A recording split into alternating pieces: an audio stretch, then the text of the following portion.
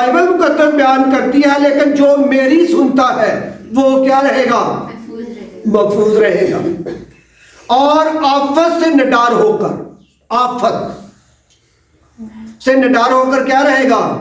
اطمینان سے رہے گا، آرام سے، سکون سے رہے گا، جو میری سنتا ہے، جو خداوند کا کلام سنتا، اس کو پڑھتا ہے، اس پر عمل کرتا ہے، وہ کیا رہے گا؟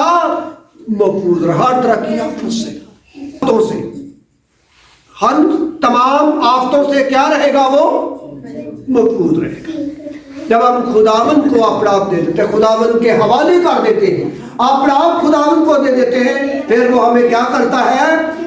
محفوظ کرتا ہے، پھر وہ ہمیں بچاتا ہے، محفوظ کر لیتا ہے۔ جس طرح کہ ہم فار ایگزامپل کوئی آندھی طوفان آ جائے اچانک، تو ہم کیا کرتے ہیں؟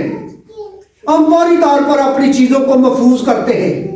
اگر روٹیاں پکانے والے لکڑیاں بالن فوری اندر لے جاؤ، بھیگ نہ جائے، بستر نہ بھیگ جائے، یہ چیز نہ بھیگ جائے، ہم فوری طور پر ہم کیا کرتے ہیں؟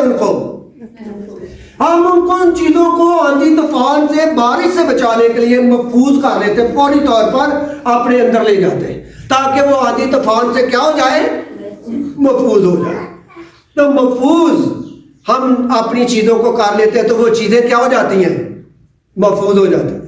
اگر ہم ان چیزوں کی پرواہ نہیں کریں گے، ان کو ہم اندر نہیں لے کر آئیں گے، تو وہ محفوظ نہیں ہوگی، غیر محفوظ ہوگی۔ آندھی طوفان ان کو کیا کرے گی؟ نقصان دے گی۔ لکڑیاں بالن گلا ہو جائے گا، پھر ہم کھانا نہیں پکا سکیں گے۔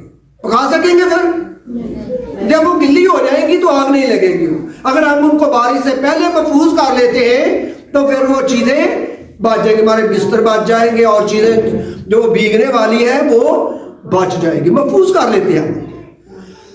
تو جب ہم خداوند کے ہاتھ میں دے دیتے ہیں، اپنا آپ خداوند کو دے دیتے ہیں، کہتے ہیں کہ تو ہماری زندگی کا بادشاہ ہے، تو ہمیں بچاتا ہے، جب ہم خداوند کو اپنا آپ دے دیتے ہیں تو پھر خداوند ہمیں کیا کرتا ہے؟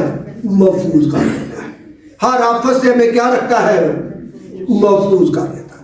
ہر آفت سے، ہر بیماری سے، جس طرح کہ کرونا آیا، کرونا سے، ٹھنڈ کی لہر سے، جتنی مرضی ٹھنڈ آ جائے، خدا کے لوگ ٹھنڈ سے نہیں ڈرتے۔ خدا نے اپنے کلام سے ان کو سرگرم کیا ہوتا ہے، وہ ٹھنڈ ان کے اوپر اثر نہیں کر سکتی، کیونکہ اندر کون جل رہا ہوتا ہے؟ خدا کا کلام جلتی ہوئی آگ ہے، وہ اپنے لوگوں کو سردی سے محفوظ کر لیتا، بچا لیتا ہے۔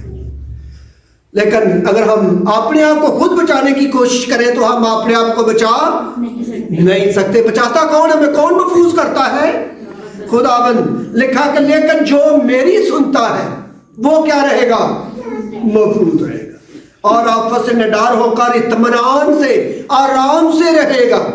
جو خداوند میں لوگ چلتے ہیں وہ بڑے آرام دہ حال، انہوں نے کوئی بیماری کا فکر نہیں، کسی مصیبت آ جائے وہ فکر نہیں، بیماری کا فکر نہیں، کسی چیز کی انہوں نے فکر نہیں، کیونکہ خداوند خدا خود ان کے لیے انتظامات کرتا ہے، کیونکہ انہوں نے اپنا آپ خداوند کو دے دیا ہے، اپنی مرضی نہیں چلا سکتے۔